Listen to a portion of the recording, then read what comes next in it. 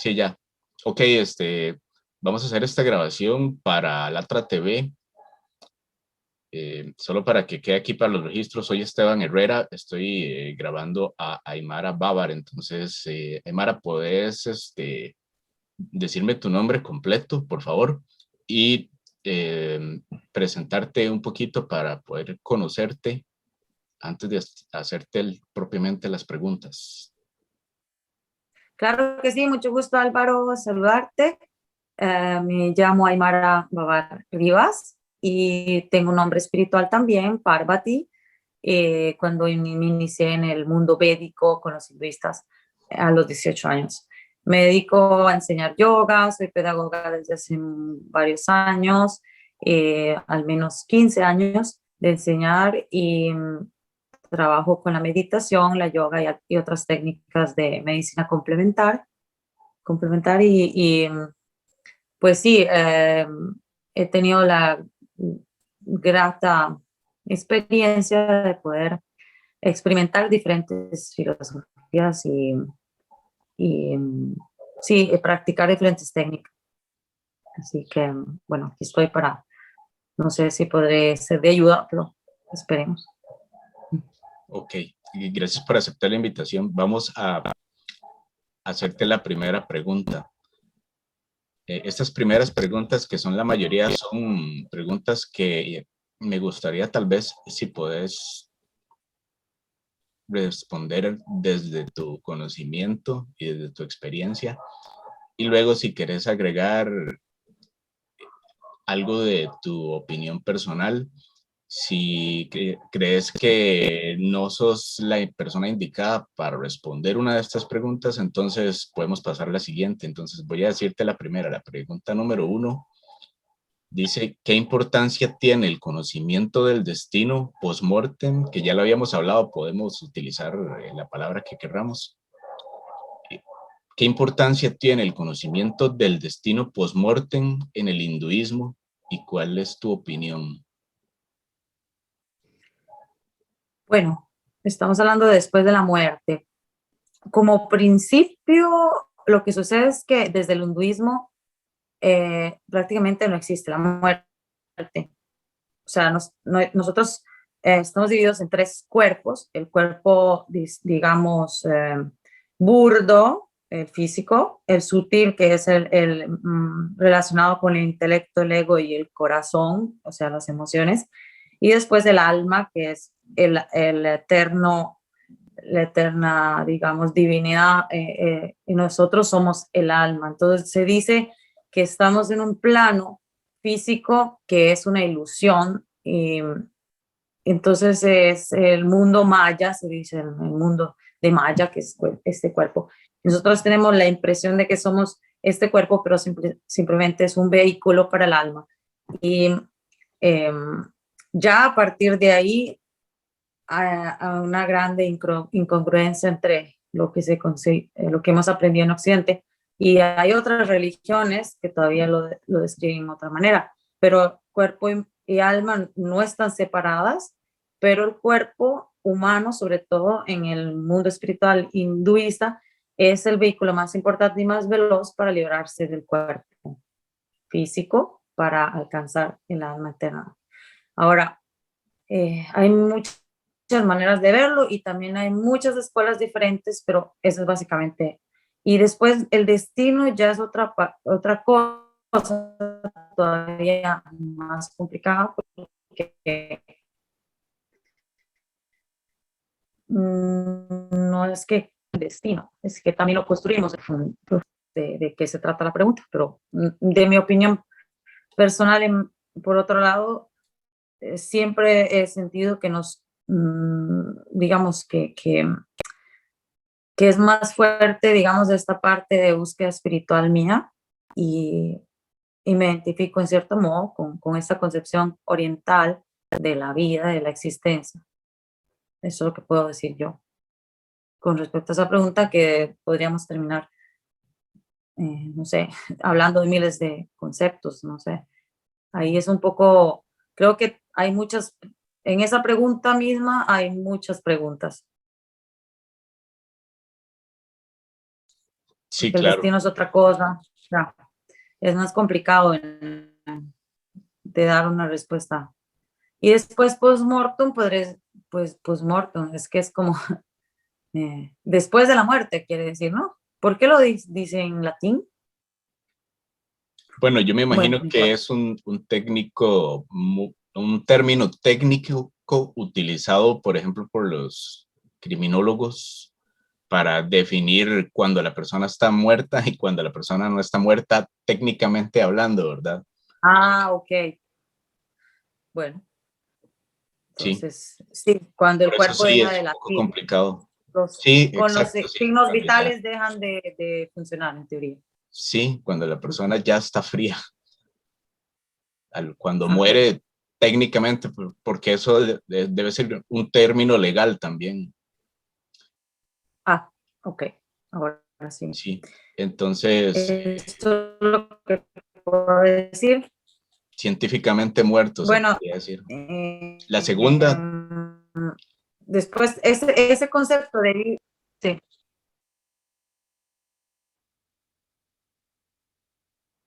entonces creo que ya me respondiste a la segunda, que sería la pregunta sería la número 2, ¿qué le espera a una persona después de la muerte y de qué depende el destino post-mortem de una persona? Aunque podrías desarrollarla, por favor. No, sí, no la respondí. Es que ahí es más complejo. Entonces, si nosotros hablamos de la vida y la muerte, nosotros estamos en un ciclo que se llama samsara, es el concepto indiano, del ciclo del cuerpo, de la vida y la muerte. O sea, no termina, es como un infinito. Y no termina hasta que el alma se libera. Entonces, ¿de qué depende? Prácticamente depende de las acciones del presente. Por eso es que se habla tanto del karma desde de la persona. Y cuando nosotros o sea, hablamos de tres cuerpos, dijimos, en el cuerpo burdo, en el sutil y en el alma. En el sutil es donde se almacena, digamos, se van como grabando las impresiones de las acciones, del ego, de la inteligencia o del corazón. Y estos se llaman samskars. Son eh, como digamos, los recuerdos que vamos a tener en nuestra próxima vida, en teoría. O sea, dependiendo de cosas, de qué hicimos, de cuánto limpios fueron nuestros pensamientos, cuánto hicimos bien a las demás personas, tendremos una impresión mejor en la siguiente vida. Entonces, depende de nuestras acciones. Y una cosa muy importante de los hinduistas védicos, sobre todo, eh, bueno, Hare Krishna y todo esto, es la importancia de la guía para un conocimiento, digamos, profundo de lo que es limpiar nuestro karma y cambiar nuestro destino hacia la iluminación, digámoslo así. ¿Qué sería el maestro o el guru? Sin un maestro, por ejemplo, esto no es posible desde la perspectiva hinduista. Sin un maestro no puedes llegar a esta liberación porque no tendrás nunca tendrías el conocimiento, eh, digamos, ir el camino claro de cómo hacerlo. Entonces, entonces este destino, sí, digamos que depende de las impresiones buenas o de las nobles impresiones que uno va generando conforme se vive y se realizan de las acciones particulares. Eh, y bueno, las prácticas que mejoran esto son meditaciones con los puyas, que son como de los cantos contando, digamos, eh, los collarcitos, aquí esto, y los mantras, porque los mantras permiten la liberación de la mente, la purificación de la persona o del alma de la persona en sí. Y entonces, después están los sukritis, son más bien como lo que hemos acumulado positivo de vidas pasadas que permiten que esto sea más fácil también a través de acciones que hemos ido creando en nuestra vida presente, digamos. Eso es en esta filosofía. Después, en el budismo, la idea es como eliminar cualquier ego, cualquier pensamiento intelectual o emoción para liberarse de la vida también física, pero para ir a la nada, ¿no? Al vacío. En eso se diferencian mucho ambas, se separan como prácticas el budismo de la hinduismo. Y bueno, sí, eso lo digamos a nivel filosófico. Ok, muchas gracias. Vamos a pasar a la siguiente pregunta, la número 3. Dice, ¿hay alguna indicación en las escrituras de que una persona se queda sola consigo misma? Es decir, sin compañeros y con su elección en el destino post-mortem, es decir, en el destino después de la muerte. Bueno, esta pregunta Está muy parece un poco complicada. rara, sí, porque aparte de eso, o sea, quedarse sola, pues, ¿qué quiere decir? Y después, tener una pareja es una cosa y estar solo y tener sexo ilícito dentro de las religiones es otra. Entonces, o estar sin pareja, pero sin llevar una vida espiritual. Entonces, estar solo es como, tal vez no es el término más claro para poder, digamos, llegar a entender la pregunta. O sea, se trata de celibato, ¿no? Lo que entiendes. Prácticas de celibato o prácticas conyugales. Allora,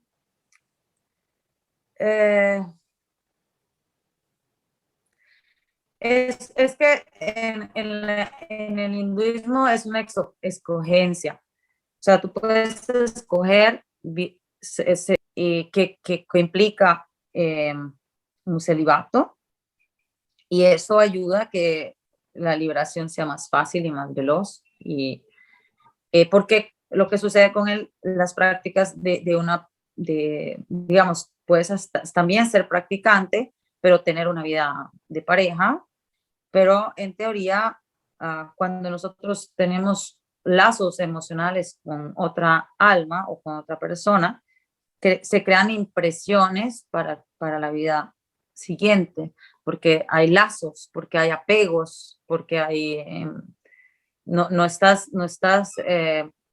liberado del ego y de tu creencia de quién eres, porque tiene que ver todo con cómo te concibes, y el alma está libre de este mundo, digamos, sutil, es libre, es puro y no necesita de nada, en teoría, o sea, está libre, ¿entiendes? Eh, de hecho, también para el hinduista, como el alma es eterna, nace eternamente, y es a través del cuerpo del ser humano que aparentemente puede tener como el máximo de sus expresiones, o cuando va a conocer su naturaleza. Y, y nada, o sea,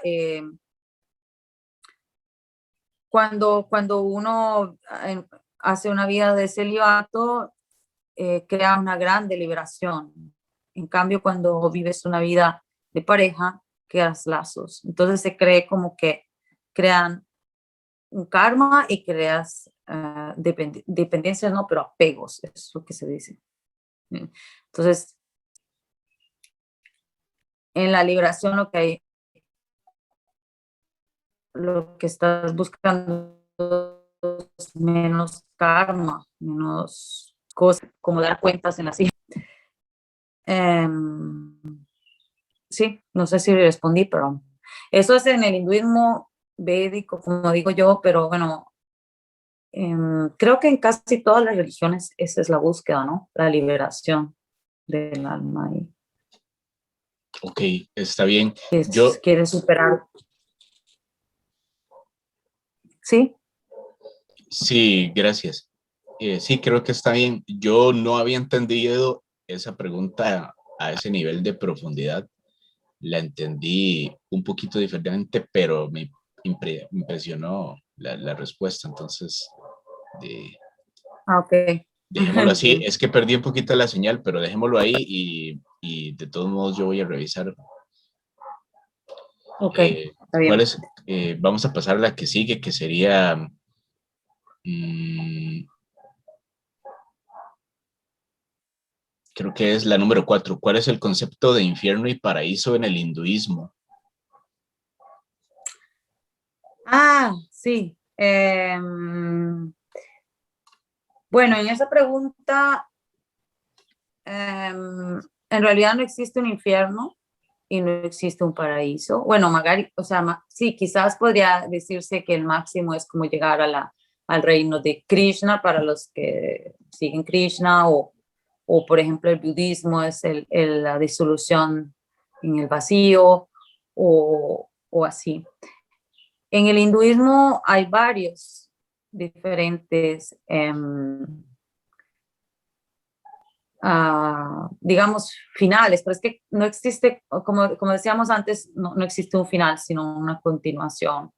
Las almas más puras, las que se han de verdad liberado y tienen el corazón así como noble ante todas las situaciones, ante las personas más feas, por decir que, perdón, estas están más cerca, digamos, de un paraíso, pero no existe como en el occidente, o en el occidente, sí. Es más bien, en el hinduismo también hay como, hay que imaginarse como un planeta y varios círculos alrededor, y mientras más lejos, más cerca del cielo, digamos, como capas. Um, pero no es exactamente como nosotros lo vemos, ¿no? Abajo la tierra, el infierno y arriba el cielo.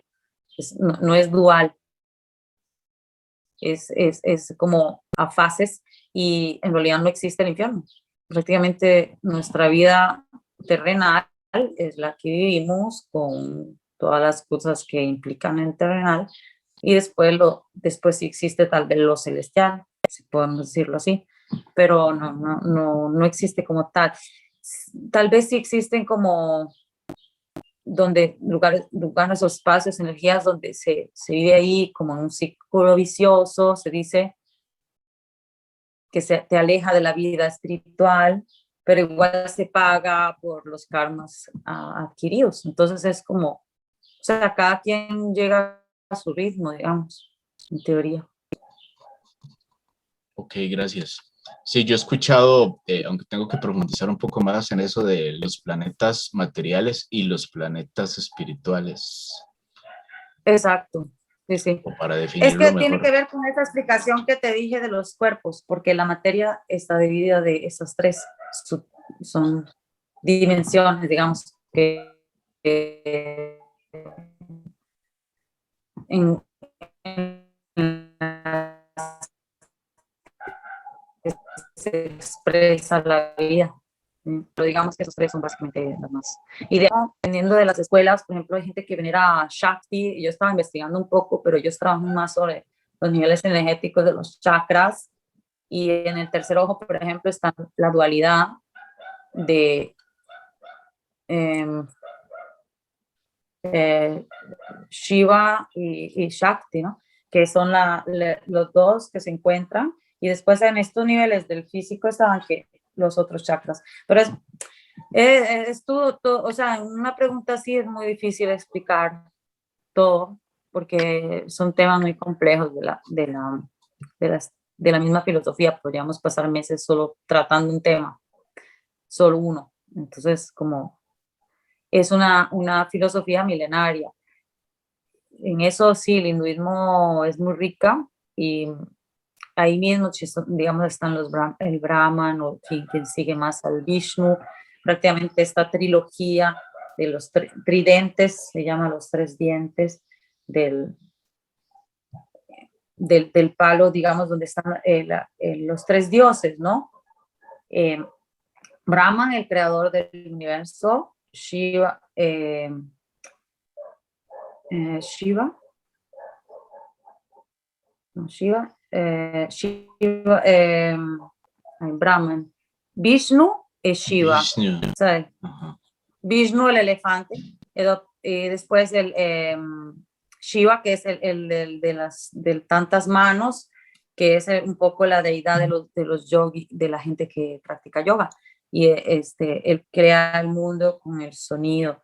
Shiva lo mantiene. Brahman es el propio el creador, digamos.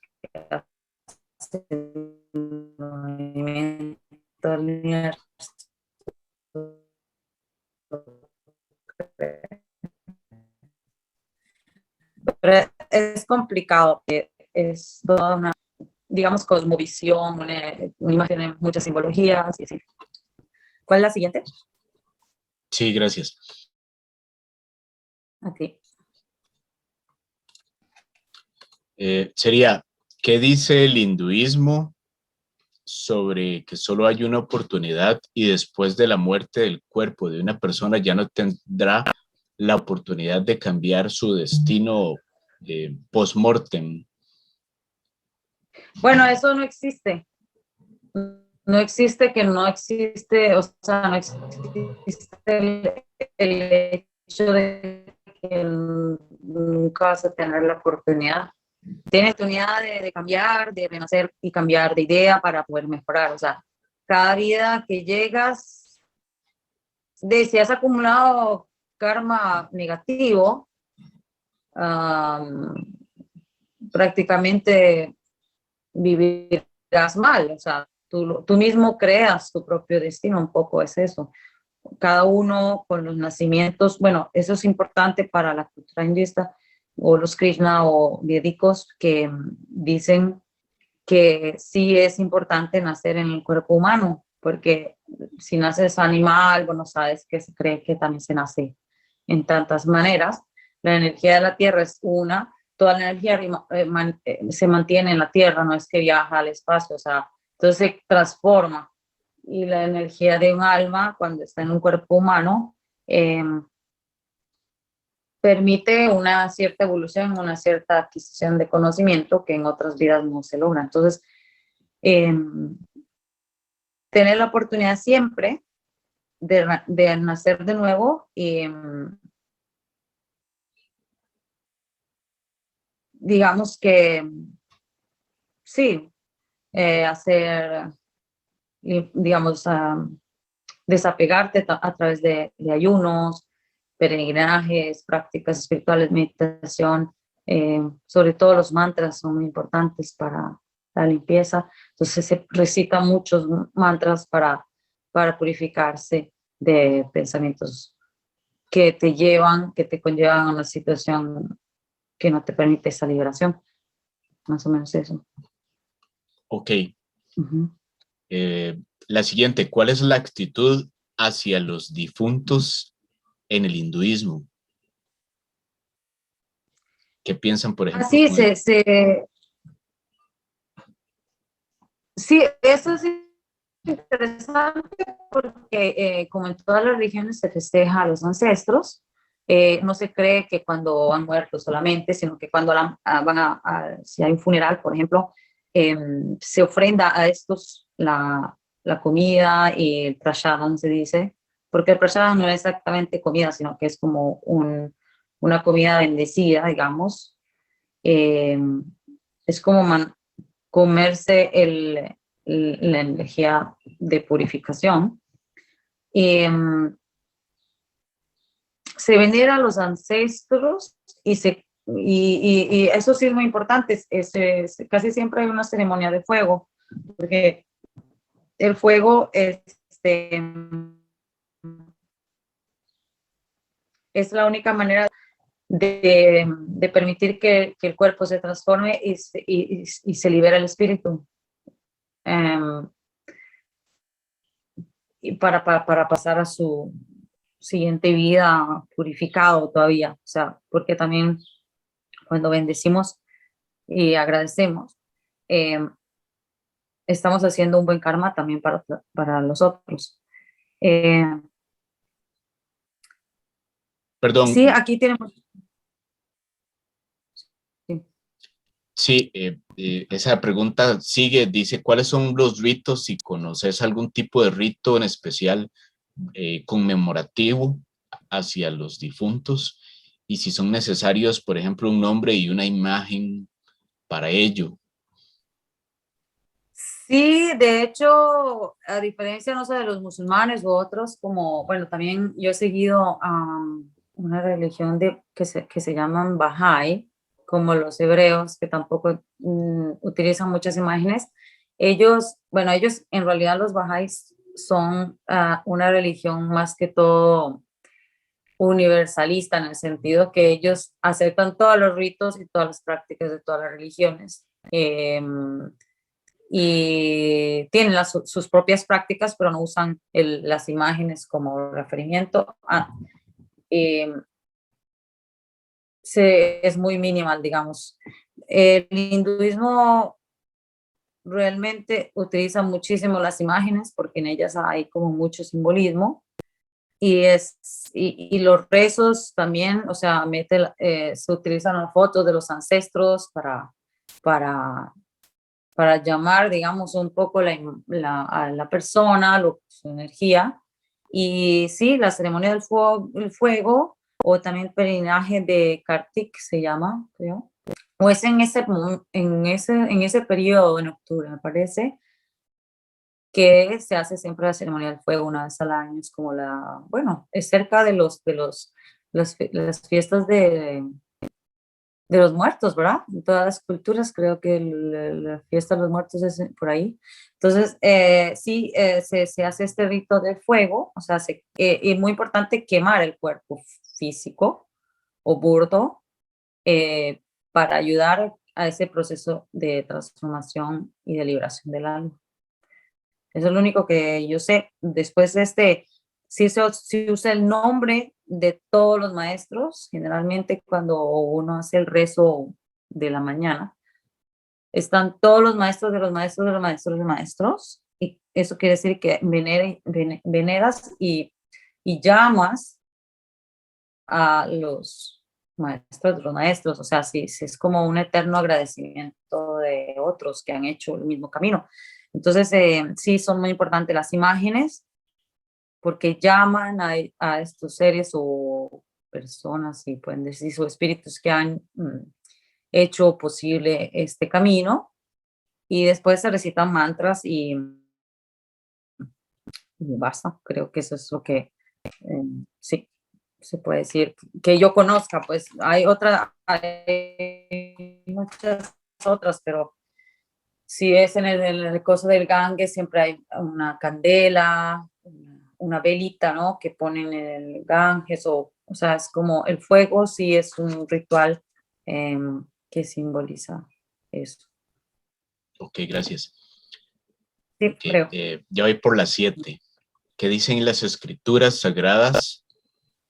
Puse Krishna Zaratustra, aunque no sé si podrías hablar algo como de Zaratustra. Bueno, ya hablaste de Buda, pero de lo que querrás hablar, por ejemplo, Krishna, sobre cuánta atención se debe prestar a los muertos, o en ese caso sería el dios del que se esté hablando. ¿Cuánta importancia? No, dice, ¿qué dicen las escrituras sagradas sobre cuánta atención se debe prestar a los muertos? Pero igual si no tenés una cita, no importa. Es que, es que aparte de la atención, o sea, estamos diciendo que no existe Creo que ya la la respondiste. muerte, es como el cambiamiento, pero los ancestros sí, los Sí, ancestros por siempre son eso sí. presentes en una manera como implícita, explícita e intrínseca dentro de los rituales. O sea, siempre se llama a los maestros en vida, o sea, en vida, ahorita, en cada rezo. Entonces sí, son muy importantes en el hinduismo, Ok, generalmente. sí, gracias. La número 8 Sí. sería, ¿hay alguna mención en las escrituras de que el profeta prohibiera las imágenes? ¿Y qué dijo el profeta sobre las imágenes? Creo que no aplicaría, pero ¿Quién es el profeta? Bueno, por ejemplo, cuando nació No, Krishna, no es más Krishna importante. sería tal vez el nacimiento de como decir en el cristianismo, el Hijo de Dios, ¿verdad? Pero no sé si se podría desarrollar en el Es Dios hinduismo. mismo. Sí, Dios mismo, Dios mismo. Entonces, por ejemplo, Sí, cuando es que si Krishna Dios nació, tiene no. muchas formas y nace.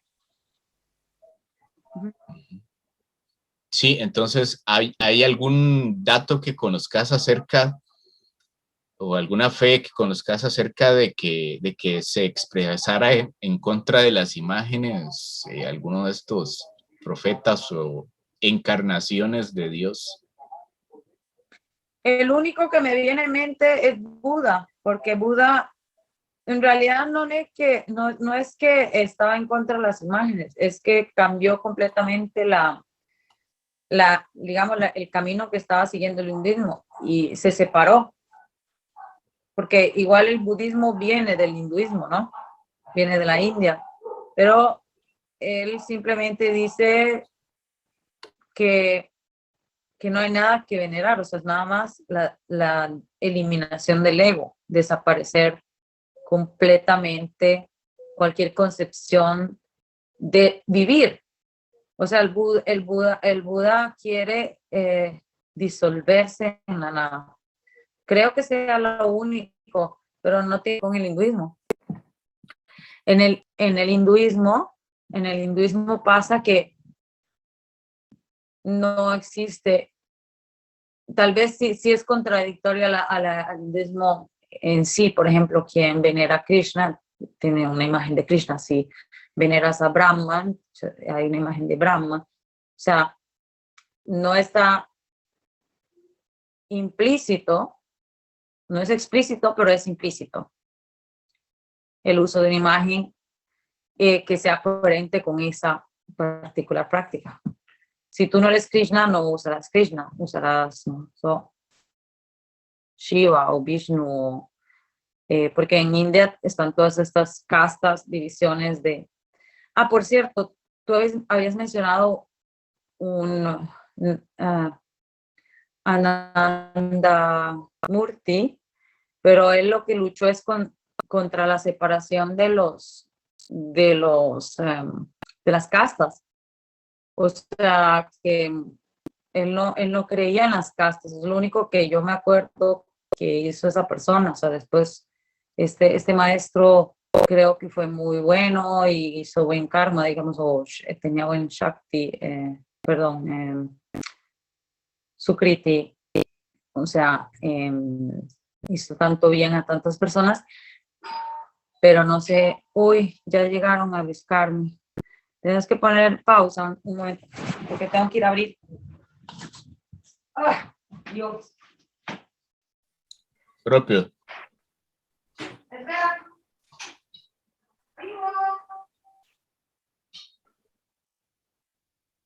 Terminando.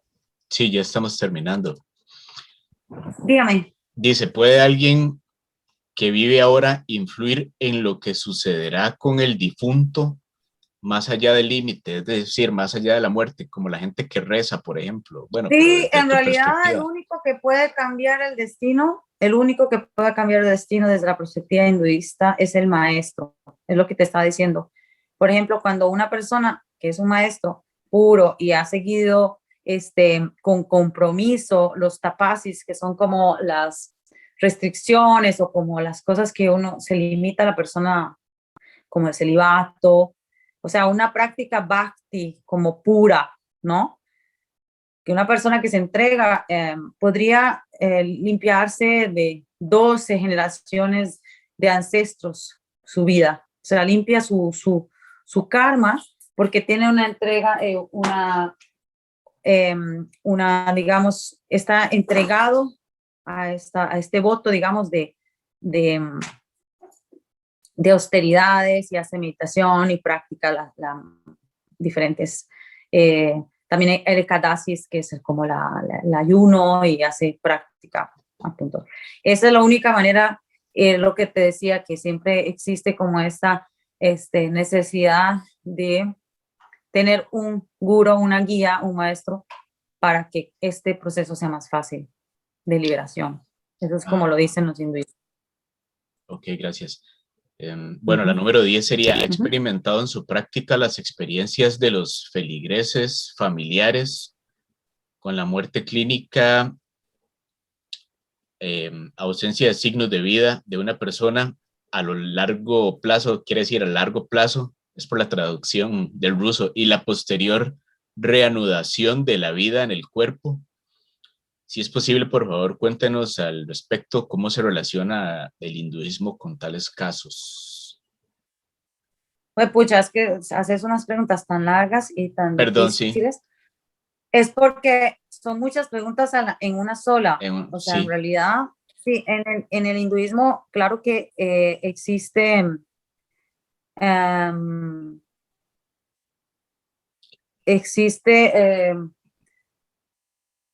¿cómo se dice?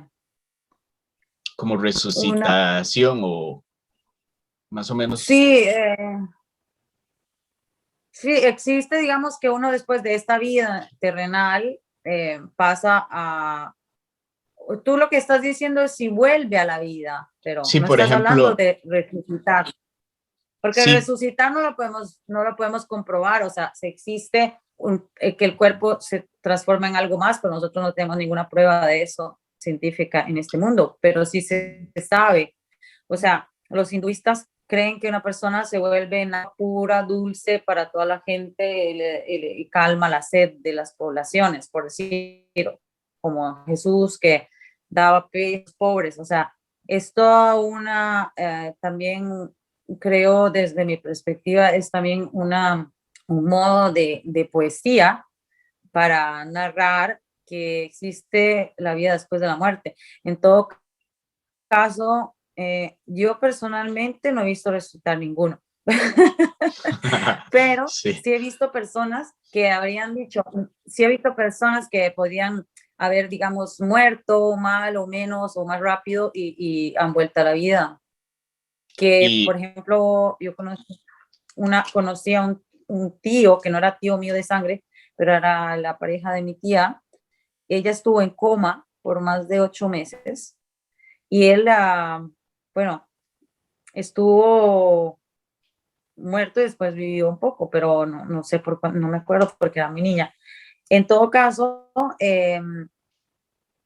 hay muchas, digamos, historias de gurús que han estado en operaciones largas y que después han vuelto, uno que habían operado al corazón, pero no, o sea, estas pruebas, y no tienen no sé, las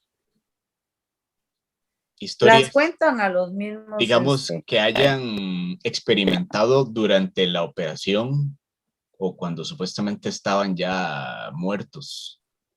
No, eso yo creo que sería más una pregunta de hacer a los científicos que estudian eso, porque igual no tendría mucho sentido que una persona común y corriente mortal como yo, en el sentido que no estoy al contacto con personas que mueren, por ejemplo, pero yo creo que es más como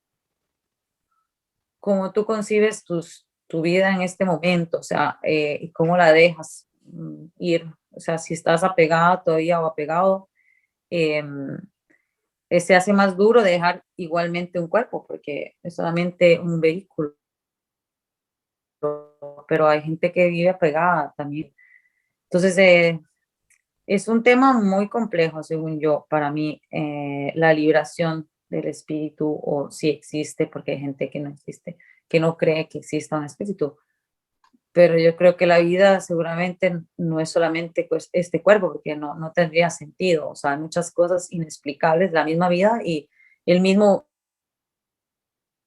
batido del corazón, desde que existe, con la perfección que tiene un batido del corazón, no se puede explicar científicamente aún ahora. O sea, el nacimiento de un ser vivo, un bebé. O sea, en que la vida tiene esos misterios, pero yo creo que nosotros en el fondo sabemos que hay algo más y no queremos creer porque necesitamos esa prueba física, pero en realidad lo sabemos. Entonces, vivimos como esa construcción, por eso es que se habla de ilusión en el mundo oriental, ¿no? En el Oriente se percibe este mundo físico como una ilusión de lo que realmente somos.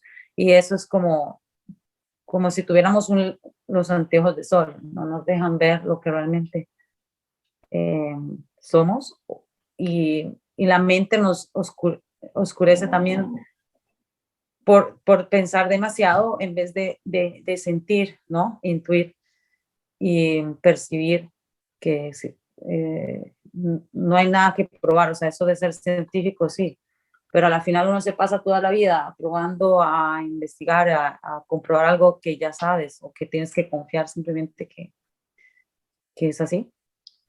Ve, pero bueno, esa es la contracción de la vida y de los seres humanos.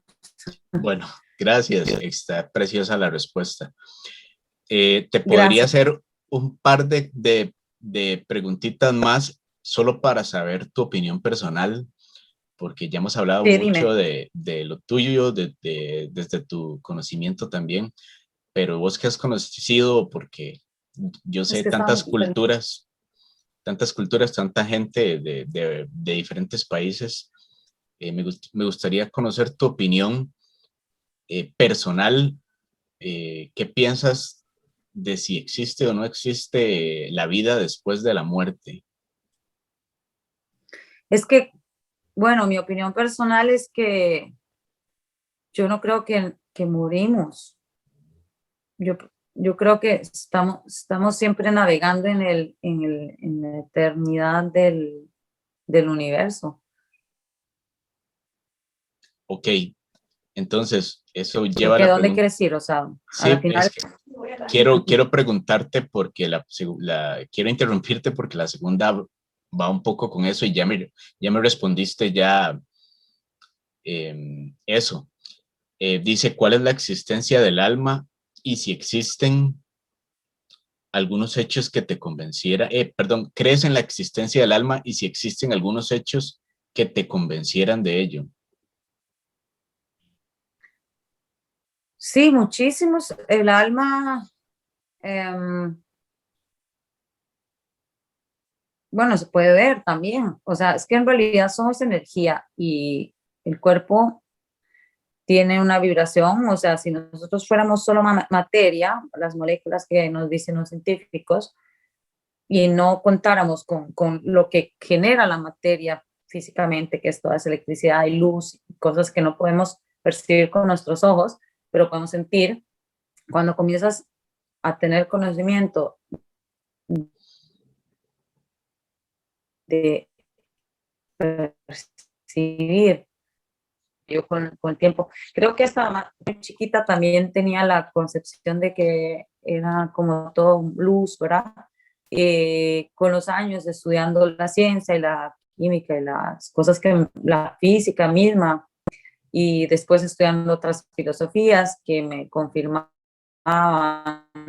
la metafísica y otras ciencias, y con la neurociencia incluso, porque ellos se preguntan qué es la memoria, qué son las emociones, o sea, y te das cuenta de un montón de cosas que te confirman que seguramente existe algo más que un cuerpo físico. Es eso que llamamos alma.